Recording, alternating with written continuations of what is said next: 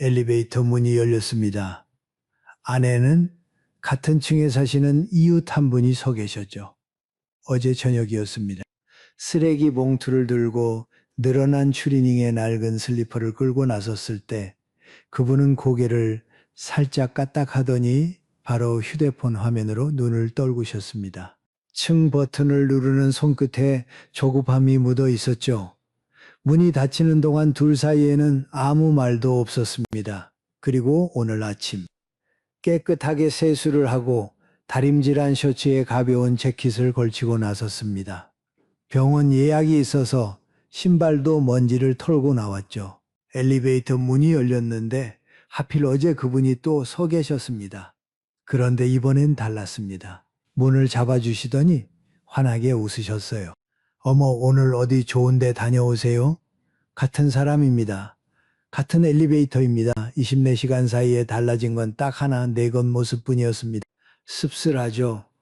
옷 한 벌에 사람 대접이 달라지는 세상이 야속할 수도 있습니다. 하지만 오늘 저는 조금 다른 이야기를 드리고 싶습니다. 세상이 얄팍해서 억울하다는 이야기가 아닙니다. 그 옷 한 벌이 바꾸는 것은 남의 시선만이 아니라는 이야기입니다. 어쩌면 그보다 훨씬 더 깊은 곳, 내가 나를 바라보는 눈까지 바꿀 수 있다면 어떻겠습니까? 돈 한 푼 안 들고, 힘도 별로 안 들고, 하지만 남은 인생 전체를 조용히 바꿔놓을 수 있는 것. 오늘 그 이야기를 천천히 해보겠습니다.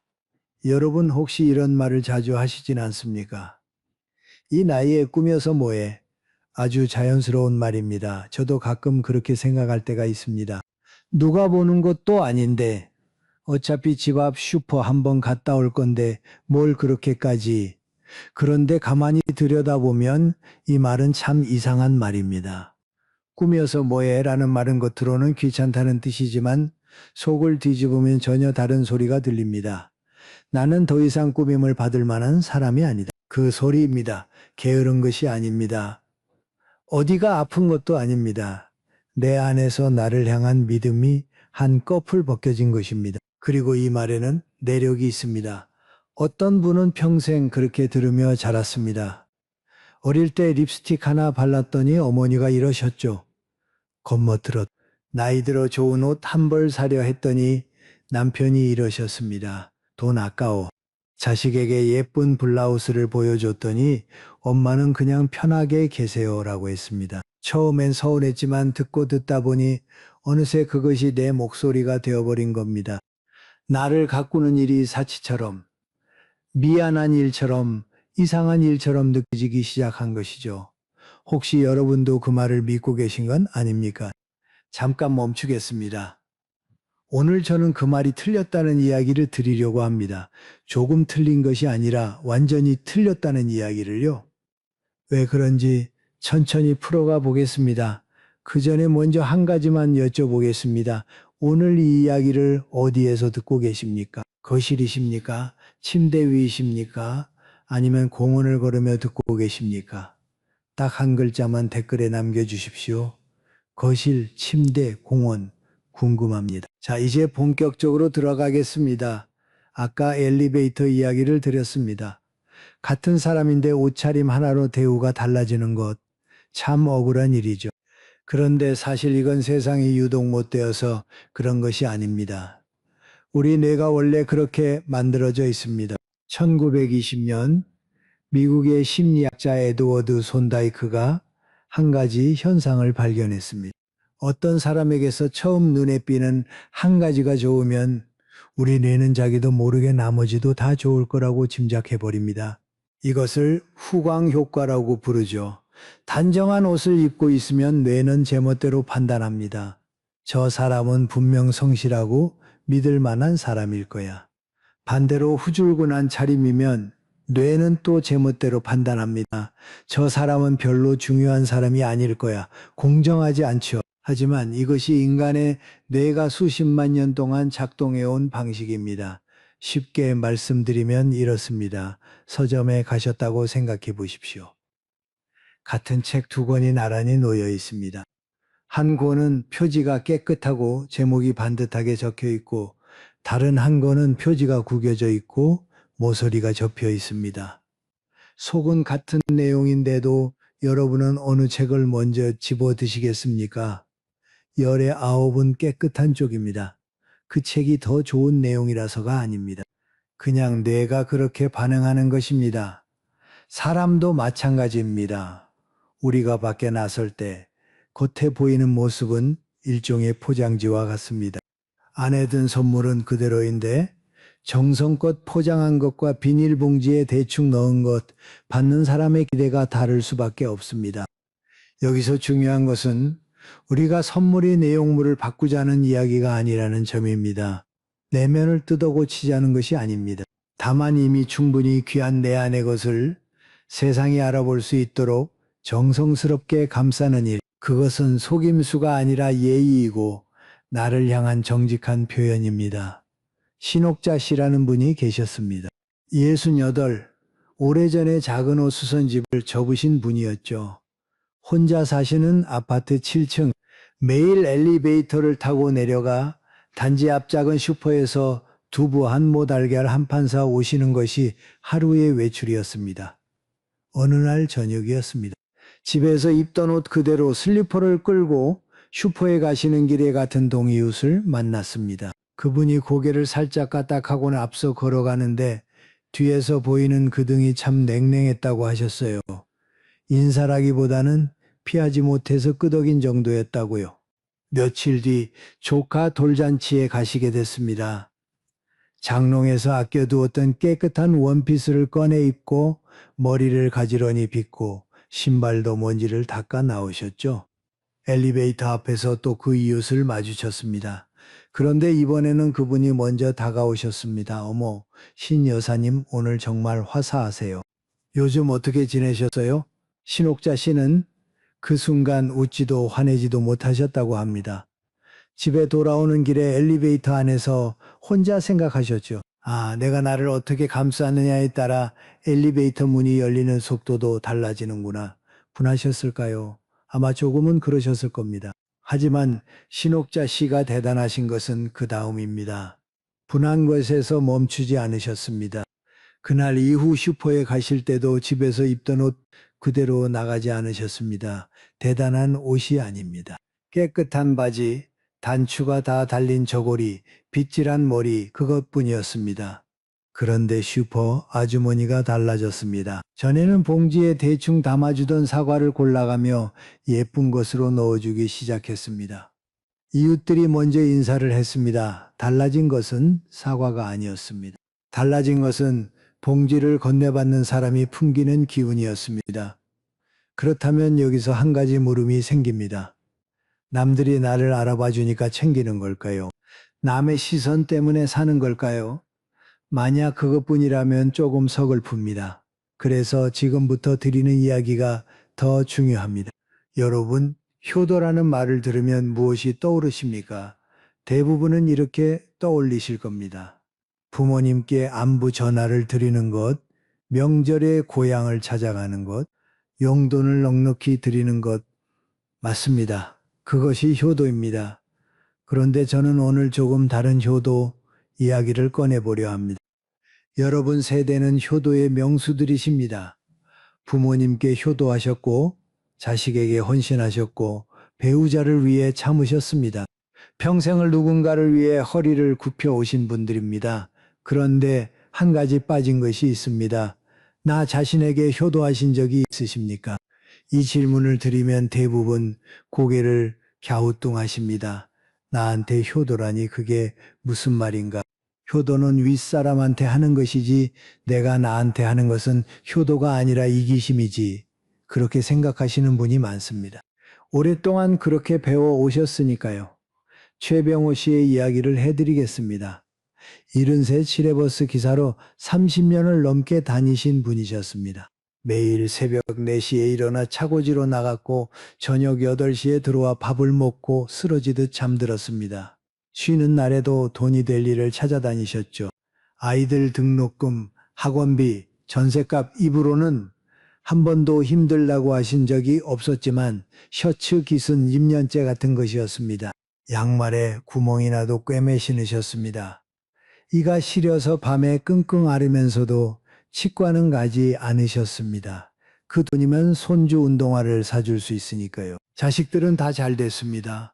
아들은 대기업에, 딸은 공무원에 명절마다 용돈도 넉넉히 드렸습니다. 그런데 어느 날 딸이 오랜만에 아버지 집에 들렀습니다. 아버지는 15해째 같은 점퍼를 입고 계셨습니다. 목이 늘어나고 팔꿈치가 반들반들 다른 그 점퍼, 딸은 장롱을 열어보았습니다. 안에는 자식들이 사들인 새 옷이 태그도 뜯지 않은 채 가지런히 걸려 있었습니다. 한 번도 입지 않으신 겁니다. 아깝다고. 좋은 옷은 손주들한테 주려고 남겨두신 거였습니다. 딸이 울었습니다. 장롱 앞에 서서 소리 없이 울었습니다. 아버지는 왜 본인한테는 이렇게 못하세요? 최병호 씨는 아무 말도 못하셨다고 합니다. 평생 남에게 주는 것만 배웠지 나를 위해 쓰는 것은 배운 적이 없으니까요. 다음 주에 딸이 아버지를 데리고 옷가게에 갔습니다. 큰 가게가 아니었습니다. 동네 시장 안에 있는 작은 남성복 가게였죠. 선반에 걸린 셔츠 하나를 만지작거리시는데 가게 주인이 물었습니다. 어르신, 어떤 색 좋아하세요? 최병호 씨는 멈칫하셨습니다. 그 질문을 스스로에게 던져본 적이 없으셨던 겁니다.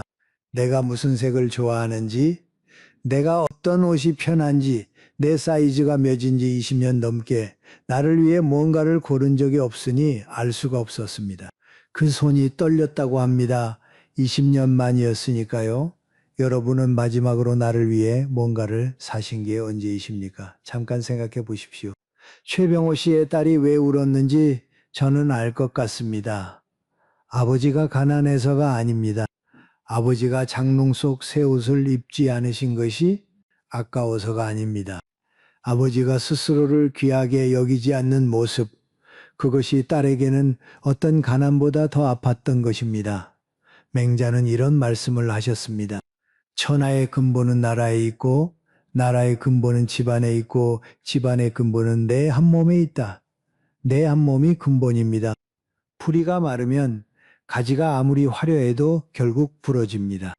여러분이 평생 갖고 온 그 가지 자식 살림 체면, 그것이 튼튼하려면 뿌리부터 물을 줘야 합니다. 그 뿌리가 바로 여러분 자신입니다. 나를 위해 돈을 쓰는 것이 아깝다고요. 깨끗한 내복 한 벌, 잘 맞는 양말 한 켤레, 그것이 낭비라고요. 아닙니다. 그것은 낭비가 아니라 여러분의 품위에 드리는 최소한의 예의입니다. 자식에게 모든 것을 다 주고 마지막에 남은 것이 해진 점퍼 하나라면 그것은 헌신이 아니라 스스로에 대한 학대에 가깝습니다. 조금 거센 말이라는 것을 압니다. 하지만 저는 이 말만큼은 내둘러 가고 싶지 않습니다. 어떤 분들은 나를 꾸미는 것을 사치라고 배웠습니다. 어릴 때부터 그렇게 들어왔습니다. 깔끔하게 하고 나가면 겉멋들었다는 말을 들었고 좋은 옷을 입으면 쓸데없는데 돈 쓴다는 핀잔을 들었습니다. 어떤 분은 시집에서, 어떤 분은 친정에서, 어떤 분은 남편에게서 수십 년간 그 말을 들으셨습니다. 오래 들으면 결국 믿게 됩니다. 나를 챙기는 것이 정말 나쁜 일인 것처럼. 하지만 가만히 뒤집어 보십시오. 나를 가꾸지 말라고 했던 그 사람들은 과연 나를 위해 그런 말을 했던 것일까요? 아니면 내가 초라한 모습으로 있어야 그 사람들이 편했던 것은 아닐까요? 그것을 깨닫는데 50년이 걸린 분도 계시고 아직 깨닫지 못하신 분도 계십니다. 오늘 이 자리에서 하나만 기억하십시오. 나를 위해 쓰는 돈은 아까운 돈이 아닙니다. 나를 위해 쓰는 시간은 낭비가 아닙니다. 나를 정성껏 가꾸는 일은 사치가 아닙니다. 그것은 70평생, 80평생을 버텨온 이 한 몸에 대한 가장 늦었지만 가장 간절한 효도입니다. 이 이야기들을 들으시면서 고개를 끄덕이신 분이 계실 겁니다. 혹시 여러분 주변에도 이런 이야기가 필요한 분이 계시다면 이 채널을 기억해 주십시오. 구독 버튼과 알림을 눌러두시면 매일 아침 이렇게 옆에 앉아 이야기를 나누는 사람이 한 명 생깁니다. 좋아요 한 번이 이 이야기를 더 많은 분에게 데려다 줍니다. 부담 없이 마음이 가시는 대로 눌러주시면 됩니다. 자, 다시 이야기로 돌아오겠습니다. 아까 최병호 씨 이야기를 하면서 나를 챙기는 것이 사치가 아니라 효도라고 말씀드렸습니다. 그런데 이 대목에서 꼭 한 번 짚고 넘어가야 할 것이 있습니다. 혹시 이런 생각을 하신 분은 안 계십니까? 그래, 챙겨야 하는 건 알겠는데 마음이 안 따라가, 의욕이 없는데 어떻게 꾸미고 나가? 참 많이 하시는 말씀입니다. 마음이 먼저 편해져야 외모도 신경 쓸 여유가 생기는 거지. 지금 이렇게 기운이 없는데 무슨 옷을 차려입고 무슨 거울을 보느냐. 아주 합리적으로 들립니다. 그런데요, 과학이 보여주는 진실은 정확히 그 반대입니다. 2012년 미국 노스웨스턴 대학교에서 하조 아담과 아담 갈린스키라는 두 학자가 아주 흥미로운 실험을 했습니다. 사람들을 두 그룹으로 나누었습니다. 한 그룹에는 하얀 의사 가운을 입히고 다른 그룹에는 평소 옷 그대로 두었습니다. 그리고 같은 집중력 시험을 치르게 했죠. 결과가 어떻게 나왔을까요? 의사 가운을 입은 그룹이 눈에 띄게 집중력이 올라갔습니다. 가운에 무슨 마법이 들어있는 것이 아닙니다. 뇌가 달라진 겁니다. 하얀 가운을 걸치는 순간 뇌가 스스로에게 말합니다. 나는 지금 중요한 일을 하는 사람이다. 정신을 바짝 차려야 한다. 옷이 뇌에게 신호를 보낸 것이죠. 이것을 학자들은 체화된 인지라고 불렀습니다. 어려운 말이지만 풀어드리면 간단합니다. 몸이 먼저 바뀌면 마음이 뒤따라 바뀐다는 뜻입니다. 이걸 우리 일상에 대입해 보십시오. 아침에 일어나서 잠옷 그대로 소파에 앉으면 뇌는 이렇게 생각합니다. 오늘은 별일 없는 날이구나. 그러면 정말로 하루 종일 가만히 있게 됩니다. 반대로 똑같은 아침이라도 세수를 하고 깨끗한 옷으로 갈아입으면 뇌가 다르게 반응합니다. 오늘은 뭔가 할 일이 있는 날인가 보다. 움직여 볼까? 특별히 무슨 약속이 있어서가 아닙니다. 옷을 갈아입었다는 그 작은 행위 하나가 뇌의 스위치를 켜는 것입니다. 여러분 집 앞에 화분 하나쯤은 있으시죠? 아침에 물을 한번 주면 그 화분은 하루 종일 촉촉합니다. 물을 안 주면 잎이 조금씩 말라갑니다. 화분이 물을 달라고 소리를 지르지는 않습니다. 조용히 마를 뿐이죠. 우리 마음도 그렇습니다. 소리 없이 마르고 있는데 우리가 모르는 겁니다. 아침에 나를 깨끗이 씻고 단정하게 입히는 것, 그것이 마른 마음에 물 한 바가지 주는 일입니다. 화분은 누가 보든 보지 않든 물을 받으면 잎이 살아납니다. 사람도 마찬가지입니다. 그런데 여기서 한 가지 분명히 해두고 싶은 것이 있습니다. 제가 말씀드리는 나를 챙기는 것은 명품을 사라는 이야기가 아닙니다. 비싼 화장품을 바르라는 이야기도 아닙니다. 미용실에 매주 가시라는 것도 아닙니다. 깨끗한 옷 한 벌이면 됩니다. 단추가 다 달린 구김이 심하지 않은 빨아서 냄새 없는 옷 빗질한 머리카락, 때 없는 손톱, 먼지 털어낸 신발. 이것이 돈이 드는 일입니까? 아닙니다. 시간이 많이 드는 일입니까? 10분이면 됩니다. 체력이 필요한 일입니까? 앉아서도 할 수 있습니다. 이것은 화려함이 아니라 정결함입니다. 사치가 아니라 자기 존엄입니다. 누군가 여러분에게 이런 것까지 허용이라고 말한다면 저는 분명히 말씀드리겠습니다. 그 사람이 틀렸습니다. 정상우 씨의 이야기가 떠오릅니다. 일은 하나 아내를 먼저 보내신 분이셨습니다. 아내가 떠난 뒤 한 달, 두 달, 석 달이 지나는 동안 정상우 씨의 일상은 아주 천천히 무너져 내렸습니다. 눈에 확 띄게 무너진 것이 아니었습니다. 처음엔 면도를 이틀에 한 번으로 줄였고 그 다음엔 일주일에 한 번이 됐고 나중에는 거울 자체를 보지 않게 됐습니다. 옷은 한 벌을 며칠씩 입었고 이발은 석 달째 가지 않았습니다. 밖에 나갈 이유도 없었습니다. 아내가 있을 때는 저녁 산책이라도 나갔는데 혼자가 되니 현관문에 손이 가지 않았습니다. 주변에서 뭐라 해도 달라지지 않았습니다. 그때 아들이 아무 말 없이 아버지를 차에 태웠습니다. 어디 가느냐는 질문에 아들은 그냥 잠깐만 가시죠라고만 했습니다. 차가 멈춘 곳은 동네 이발소였습니다. 크고 세련된 미용실이 아니라 간판 글씨가 바래고 유리문에 테이프가 붙은 오래된 이발소. 아내는 60 중반쯤 돼 보이는 이발사 아저씨가 혼자 의자를 닦고 있었습니다. 정상우 씨는 거의 떠밀리듯 의자에 앉았습니다. 이발사 아저씨가 목에 천을 두르며 말했습니다. 요즘 날이 많이 덥죠? 올여름엔 유난히 더운 것 같아. 대단한 대화가 아니었습니다. 날씨 이야기, 요즘 시장 물가 이야기, 옆집 고양이가 새끼를 낳았다는 이야기, 가위 소리 사이사이로 아주 느리게 흘러가는 일상의 말들이었습니다. 정상우 씨는 아무 대꾸도 못하셨다고 합니다.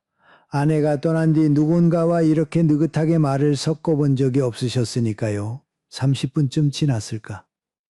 이발사 아저씨가 등 뒤에서 거울을 잡아 올렸습니다. 어르신, 한번 보세요.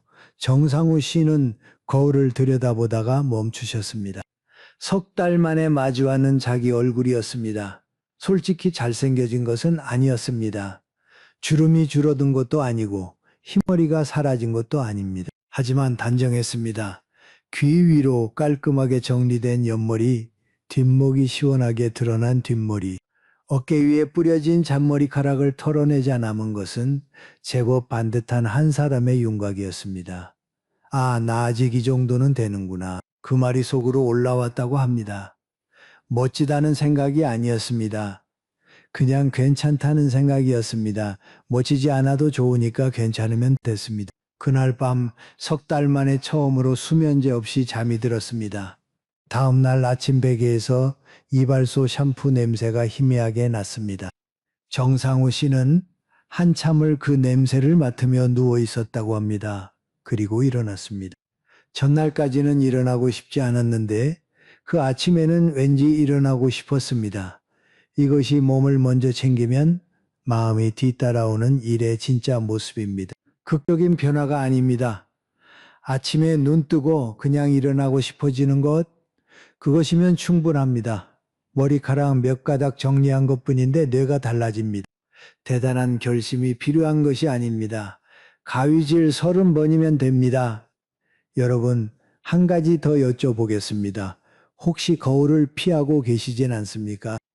아침에 화장실에 가서도 거울을 안 보시려고 고개를 돌리시거나 거울 위에 수건을 얹어두신 분은 안 계십니까?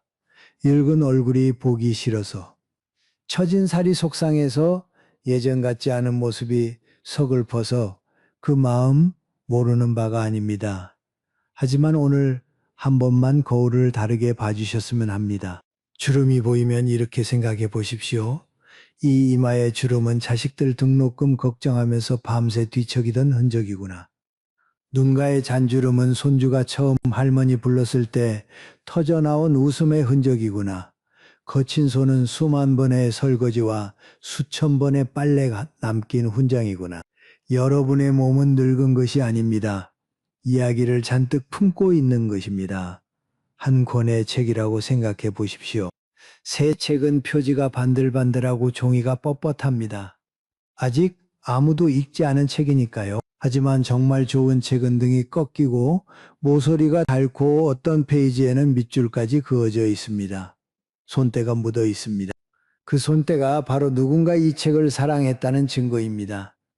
여러분의 몸에 묻은 세월의 자국도 마찬가지입니다. 그것은 낡아진 것이 아니라 사랑받은 것이고 닳아진 것이 아니라 살아낸 것입니다. 이점순 씨 75. 딸이 처음으로 스파에 데려가신 날의 이야기를 해드리겠습니다. 이점순 씨는 평생 남의 발을 씻겨주기만 하셨습니다. 시어머니 발을 씻기고 아이들 발을 씻기고 나중에는 남편이 아파서 남편 발까지 씻겼습니다. 본인 발을 누군가 만져주는 일은 난생 처음이었습니다. 발 마사지를 받으며 가만히 누워 계시는데 젊은 관리사가 이점순 씨의 발바닥을 천천히 주무르며 말했습니다. 어머님, 정말 많이 걸으셨나 봐요. 딱 그 한마디였습니다. 그런데 이점순 씨의 눈에서 눈물이 흘렀습니다. 아프지 않았습니다. 슬프지도 않았습니다. 다만 그 발을 누군가 만져주면서 이 발이 걸어온 길을 알아봐 준 것이 처음이었습니다. 시장까지 왕복 30분을 매일 걸었던 발, 부엌에서 하루 3끼를 서서 만들었던 발, 아이 등에 업고 병원까지 뛰어간 발, 그 수만 번의 걸음을 아는 사람은 세상의 본인뿐이었는데 낯선 젊은이의 손끝이 그것을 읽어낸 것입니다. 이점순 씨는 눈물을 닦으며 자기 발을 내려다보았습니다. 발 뒤꿈치가 갈라져 있었고 엄지발톱이 두껍게 자라 있었습니다. 예쁜 발이 아니었습니다. 하지만 그 순간 이 세상에서 가장 많은 이야기를 품고 있는 발이라는 것을 처음으로 느끼셨다고 합니다. 그리고 아주 오래된 기억 하나가 올라왔습니다. 결혼식 날 신었던 하얀 구두, 유일하게 예쁜 신발이었는데 살림이 궁해지자 이웃에게 주워버렸습니다. 그 구두를 신고 찍은 사진 한 장이 어딘가에 있을 텐데 그것도 기억이 가물가물했습니다. 그 발이 걸어온 길을 아는 사람은 세상에 본인밖에 없습니다. 한번 내려다 보십시오. 지금 여러분의 손을 거칠고 마디가 굵고 어딘가 까진 데가 있을지도 모릅니다. 하지만 그 손으로 아이 이마의 열을 짚어보셨고 그 손으로 밥상을 차리셨고 그 손으로 월급 봉투를 쥐어보셨습니다. 여러분 손은 여러분 집의 살림살이 전부를 기억하고 있습니다.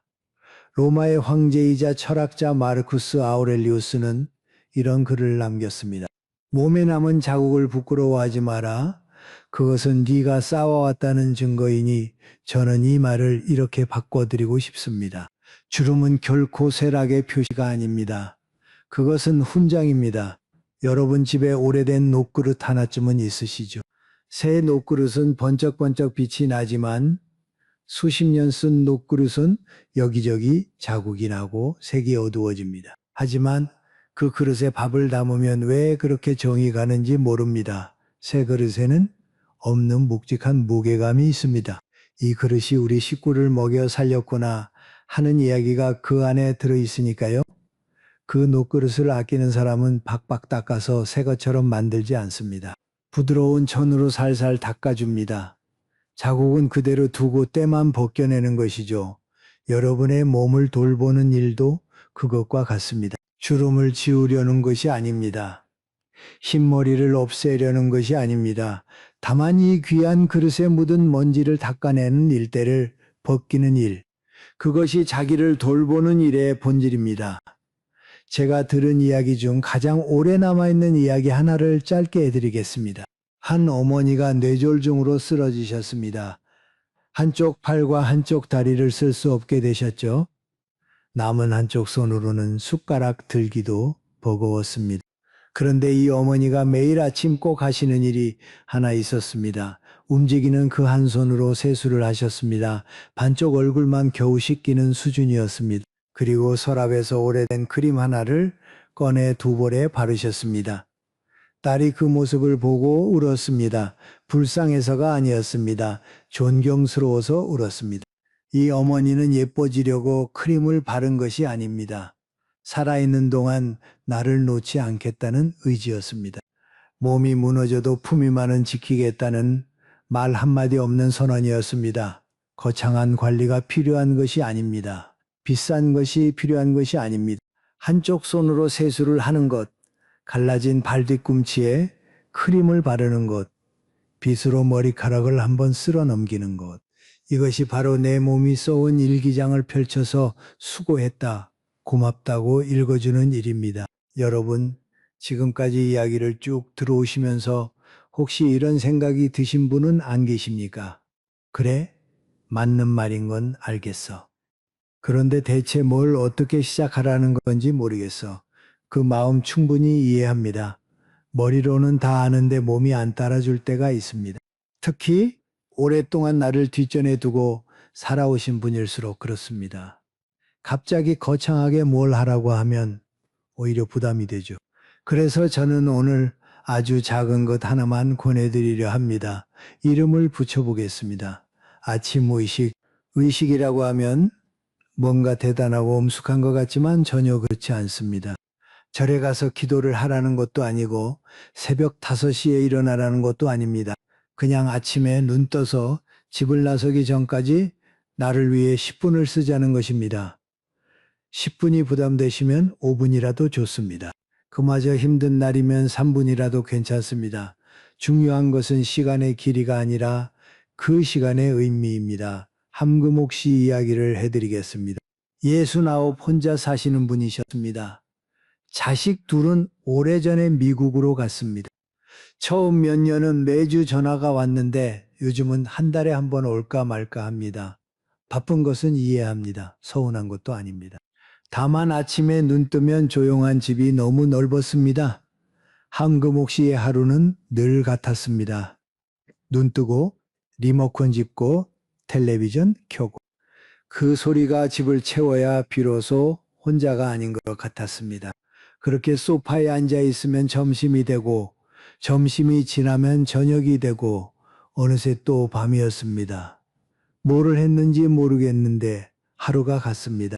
살아있는데 살아있는 것 같지가 않았습니다. 그러다 공원에서 한 사람을 만났습니다. 이름이 순희 씨, 74. 함금옥 씨보다 5살이 많은데 걸음이 참 가벼운 분이었습니다. 공원 벤치에서 우연히 옆에 앉게 됐는데 순희 씨의 목에 걸린 얇은 스카프가 바람에 살랑살랑 움직이는 것이 눈에 들어왔습니다. 별것 아닌데 그것이 참 예뻐 보였습니다. 언니, 그 스카프 예쁘다. 순희 씨가 웃으며 말했습니다. 이거 시장에서 10,000원 준 거야. 근데 나 이거 7개 있어. 하루에 하나씩 바꿔 매. 함금옥 씨가 물었습니다. 왜요? 누가 보는 것도 아닌데. 순희 씨의 대답이 함금옥 씨의 하루를 바꾸었습니다.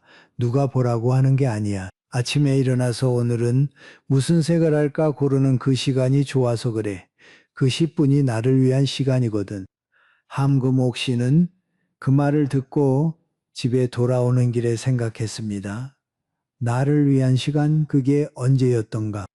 아이들이 어릴 때는 아이를 위한 시간이었고, 남편이 있을 때는 남편을 위한 시간이었고, 혼자가 된 뒤로는 그냥 아무도 아닌 시간이었습니다. 나를 위한 시간은 한 번도 없었습니다. 다음 날 아침 함금옥 씨는 텔레비전을 켜지 않았습니다. 대신 세면대 앞에 섰습니다. 따뜻한 물로 얼굴을 씻었습니다. 평소에는 대충 물만 끼얹고 말았는데 그날은 두 손으로 물을 떠서 보래 천천히 데웠습니다. 물이 피부에 닿는 감촉이 느껴졌습니다. 얼마만인지 모르겠는데 그 감촉이 따뜻했습니다. 그리고 서랍을 여러 오래전에 사놓고 쓰지 않던 크림을 꺼냈습니다. 비싼 크림이 아니었습니다. 동네 약국에서 산 보습 크림이었는데 뚜껑이 뻑뻑할 만큼 오래된 것이었습니다. 손가락에 조금 덜어 양볼에 문질렀습니다. 그리고 거울을 봤습니다. 대단한 변화는 없었습니다. 주름도 그대로, 기미도 그대로, 눈 밑처진 살도 그대로. 하지만 볼이 조금 촉촉하고 이마가 약간 윤기가 나는 것이 느껴졌습니다. 함금옥 씨는 그 거울 속 얼굴을 한참 들여다보았습니다. 그리고 혼자 중얼거렸습니다. 아, 나도 아직 이렇게 할 수 있는 사람이구나. 그 한마디가 시작이었습니다. 다음 날도 같은 일을 했습니다. 세수하고 크림 바르고 거울을 보고 사흘째가 되니까 거울 보는 것이 싫지 않았습니다. 일주일이 되니까 장롱을 열어보았습니다. 안에 접어둔 옷 중에서 한 벌을 골랐습니다. 특별한 옷이 아니었습니다. 그냥 아이보리색 면 블라우스. 어디서 샀는지도 기억이 안 나는 옷이었는데 꺼내 입어보니 나쁘지 않았습니다. 그날 함금옥 씨는 블라우스를 입고 슈퍼에 다녀왔습니다. 슈퍼 주인 아주머니가 어머, 오늘 어디 가세요? 라고 물었습니다. 아무 데도 안 갑니다. 그냥 두부 사러 왔습니다. 하지만 기분이 좋았습니다. 한 달쯤 지나니까 달라진 것이 하나 있었습니다. 아침에 눈 뜨는 것이 싫지 않아진 겁니다. 전에는 눈 떠도 한참을 천장만 보고 누워 있었습니다. 일어날 이유가 없으니까요. 그런데 이제는 오늘 무슨 옷을 입을까? 오늘은 무슨 색 스카프를 할까? 이런 작은 궁금증이 생긴 겁니다. 함금옥 씨가 나중에 이렇게 말씀하셨습니다. 처음으로 아침이 기다려지더라고요. 이 한마디가 저는 참 오래 남았습니다. 아침이 기다려진다는 것. 그것이 사소한 일 같지만 혼자 사시는 분에게는 삶과 생존의 경계입니다. 생존은 눈 떠서 하루를 버티는 것이고 삶은 눈 떠서 하루를 맞이하는 것이니까요. 스카프 한 장이, 크림 한 번이, 거울 앞에서 보내는 5분이 그 경계를 넘게 해준 겁니다. 여러분, 저는 오늘 운동을 하라거나 식단을 바꾸라거나 비싼 건강식품을 드시라는 이야기를 하지 않겠습니다. 그런 이야기는 이미 많이 들으셨을 테니까요. 제가 권해드리는 것은 딱 하나입니다. 내일 아침 눈 뜨면 리모컨 대신 세면대 앞에 서십시오. 따뜻한 물로 얼굴을 씻되 대충 끼얹지 마시고 두 손으로 물을 떠서 볼에 천천히 대보십시오. 물이 피부에 닿는 감촉을 느껴보십시오. 그리고 수건으로 얼굴을 닦고 거울을 보십시오. 30초면 됩니다. 아무 말도 안 하셔도 좋습니다. 그냥 보십시오. 거울 속 그 사람은 이 세상에서 가장 오래 여러분과 함께 해온 사람입니다. 70년이든 80년이든 단 하루도 여러분을 떠나지 않은 사람입니다. 그 사람에게 눈을 맞추는데 30초가 아깝겠습니까? 그 다음은 자유입니다. 크림을 바르셔도 좋고 안 바르셔도 좋습니다. 옷장을 열어 오늘 뭘 입을까 한번 골라보셔도 좋고 어제 입던 옷이라도 뭔지 한번 탈탈 털고 입으셔도 좋습니다. 시간이 되시면 손톱을 다듬어 보십시오. 5분이면 됩니다. 돈 한 푼 안 드는 일이지만 잘 정돈된 손끝은 물건을 건넬 때, 악수를 할 때, 밥을 먹을 때 스스로의 눈에 먼저 들어옵니다. 아, 나 깨끗하구나. 이 작은 확인 하나가 하루 전체의 자세를 바꿉니다. 핵심은 뭘 하느냐가 아닙니다. 그 시간을 나에게 쓰느냐입니다. 여러분 중에 매일 아침 손주 도시락을 싸주시는 분이 계실 겁니다. 새벽부터 일어나 밥을 짓고 반찬을 만들고 예쁘게 담아서 보내시죠. 그 정성을 탓하는 것이 아닙니다. 다만 한 가지만 여쭤보겠습니다. 도시락을 싸기 전에 나를 위해 따뜻한 물 한 잔 드신 적은 있으십니까? 남의 밥을 차리기 전에 내 얼굴에 물을 한번 적셔주신 적은 있으십니까? 순서를 바꿔보십시오. 10분만. 나를 먼저 씻기고 나를 먼저 거울에 비춰보고 그 다음에 남의 밥을 차리십시오. 그 순서 하나가 바뀌면 밥을 차리는 마음이 달라집니다. 의무감이 아니라 여유가 됩니다. 원망이 아니라 정이 됩니다. 내가 먼저 채워져야 남에게 넘칠 수 있습니다. 빈주전자로는 차를 따를 수 없는 것과 같습니다. 어릴 때 어머니가 아버지가 늘 이렇게 가르치신 분도 계십니다. 밖에 나가면 단정하게 하고 다녀라. 사람은 입성을 보고 판단한다. 규모도 입성은 반듯하게 해라. 어릴 때는 잔소리로 들었는데 지금 돌아보면 그것이 인생에서 가장 실용적인 가르침이었습니다. 그 가르침이 있는 분은 행운입니다. 이미 몸에 배어 있으니까요. 하지만 그런 말을 한 번도 들어보지 못하신 분도 계십니다. 오히려 꾸미지 말라는 말만 들으며 자란 분도 계십니다. 그렇다면 오늘이 시작입니다. 늦지 않았습니다. 내가 나에게 그 말을 해주면 됩니다. 오늘부터 단정하게 하고 다니자. 남이 해주지 않으면 내가 나에게 해주면 됩니다. 이른에 시작해도 됩니다. 여든에 시작해도 됩니다. 시작한 날이 가장 이른 날입니다. 자, 정리하겠습니다. 아침 의식은 이것입니다. 눈 뜨면 세수하고 거울 보고 옷을 골라 입는다. 되면 손톱도 다듬고 크림도 바른다. 10분 혹은 5분 혹은 주말 하루만이라도. 중요한 것은 그 시간 동안 나는 남을 위해 움직이는 것이 아니라 나를 위해 존재한다는 사실입니다. 이 작은 의식 하나가 하루를 바꾸고 하루가 일주일을 바꾸고 일주일이 한 달을 바꾸고 한 달이 여러분의 남은 인생 전체를 바꿉니다. 거창하게 바꾸는 것이 아닙니다. 아침에 눈 뜨는 것이 기다려지게 바꾸는 것입니다. 그것이면 충분합니다. 오늘 이야기가 꽤 길었습니다. 천천히 되짚어 보겠습니다. 처음에 엘리베이터 이야기를 드렸습니다. 같은 사람인데 옷차림 하나로 이웃의 인사가 달라지는 것. 씁쓸하지만 이것이 인간의 뇌가 작동하는 방식입니다. 세상은 3초 만에 나를 읽습니다. 하지만 그 3초에 무엇이 담길지를 결정하는 사람은 바로 나 자신입니다. 그 다음 효도 이야기를 했습니다. 여러분은 평생 누군가를 위해 효도하며 사셨습니다. 부모님께, 자식에게, 배우자에게, 하지만 나 자신에게 효도하신 적은 있으십니까? 20년째 같은 점퍼를 입고 계시던 최병호 씨의 떨리는 손을 기억하십시오. 나를 위해 쓰는 돈은 낭비가 아닙니다. 그것은 70평생을 버텨온 이 한 몸에 드리는 가장 늦었지만 가장 간절한 효도입니다. 세 번째로 몸을 먼저 챙기면 마음이 따라온다는 이야기를 했습니다. 기분이 좋아야 꾸미는 것이 아니라 꾸미면 기분이 좋아집니다. 이발소에서 머리 한번 깎고 나온 정상우 씨가 석 달 만에 수면제 없이 잠들었던 그 밤을 기억하십시오. 그리고 한 가지 분명히 해두었습니다. 제가 말하는 챙김은 명품도, 화장도, 미용실도 아닙니다. 깨끗한 옷 한 벌, 빗질한 머리카락대 없는 손톱, 돈이 아니라 의식의 문제입니다. 네 번째로 몸은 일기장이라는 이야기를 드렸습니다. 주름은 쇠락이 아니라 훈장입니다. 발 마사지를 받으며 울었던 이점순 씨의 눈물을 기억하십시오.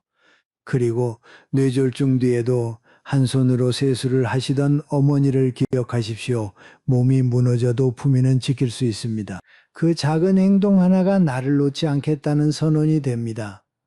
마지막으로 아침 의식을 권해드렸습니다. 10분이면 됩니다. 혹은 5분, 혹은 30초. 세수하고 거울 보고 옷을 고르는 것 그 시간 동안 나는 누군가를 위해서가 아니라 오롯이 나를 위해 존재합니다. 함금옥 씨가 말씀하셨죠. 처음으로 아침이 기다려지더라고요. 그것이 살아있다는 것과 살아낸다는 것의 차이입니다. 오늘 이야기를 한마디로 줄이면 이렇습니다. 단정함은 남이 나를 어떻게 볼까봐 하는 것이 아닙니다. 내가 나를 함부로 두지 않겠다는 조용한 다짐입니다. 옛말에 옷이 날개라고 했습니다. 하지만 저는 이렇게 바꿔드리고 싶습니다. 옷은 남에게 보여주려는 날개가 아닙니다. 추운 날 나를 감싸주는 이불이고 힘든 날 나를 일으켜 세우는 손이고 외로운 날 나를 안아주는 온기입니다. 남을 위한 날개가 아니라 나를 위한 품입니다. 여러분 여기까지 긴 이야기를 들어주셨습니다. 이제 저는 여러분에게 한 가지를 부탁드리고 싶습니다. 오늘 이야기 중에서 어떤 대목이 가장 마음에 남으셨습니까? 최병호 씨처럼 오랫동안 나를 위해 뭔가를 사보지 못하신 분이 계실 수도 있고 이점순 씨처럼 내 몸을 누군가 알아봐주는 경험이 처음이신 분도 계실 겁니다. 정상우 씨처럼 거울을 오래 피해 오신 분도 계시겠죠. 혹은 함금옥 씨처럼 아침이 기다려지지 않는 날들을 보내고 계신 분도 댓글에 적어주십시오. 길게 쓰지 않으셔도 됩니다. 한 줄이면 됩니다. 내가 마지막으로 나를 위해 뭔가를 한 때가 언제인지, 오늘 이야기 중 어디에서 숨이 멈추었는지, 내일 아침부터 뭘 해보고 싶은지 무엇이든 좋습니다. 여기는 안전한 곳입니다. 판단하는 사람은 없습니다. 여러분이 남기시는 한 줄이 다른 누군가에게는 등불이 됩니다. 지금 이 순간 혼자 앉아서 화면을 보고 계시는 분이 여러분의 글을 읽고 눈물을 닦으실지도 모릅니다. 내가 혼자가 아니었구나. 이 사람도 나와 같았구나. 그 한마디가 누군가의 내일 아침을 바꿀 수 있습니다. 그리고 혹시 주변에 요즘 기운이 없어 보이시는 분이 계시다면 이 영상을 보내주십시오. 따로 말씀 안 하셔도 됩니다. 그냥 링크 하나 보내시면 됩니다. 그것만으로도 그분에게는 누군가 나를 생각하고 있구나 하는 위로가 될 것입니다. 자, 이제 마지막 인사를 드리겠습니다. 여러분의 이마에 새겨진 주름은 걱정의 흔적이 아닙니다. 책임을 졌다는 증거입니다. 여러분의 굽은 어깨는 나약함이 아닙니다. 평생 누군가를 감싸 안았기 때문에 굽은 것입니다. 여러분의 거친 손은 가난의 자국이 아닙니다. 사랑의 자국입니다. 그 몸이, 그 얼굴이, 그 손이 이미 충분히 아름답습니다. 거기에 아침마다 물 한 바가지만 주십시오. 깨끗이 씻고 단정이 있고 거울 속 그 사람에게 눈을 맞춰주십시오. 그것 하나면 됩니다. 내일 아침 눈 뜨시면 해보십시오. 오늘 밤 주무시기 전에 내일 입을 옷을 하나 꺼내 두셔도 좋겠습니다.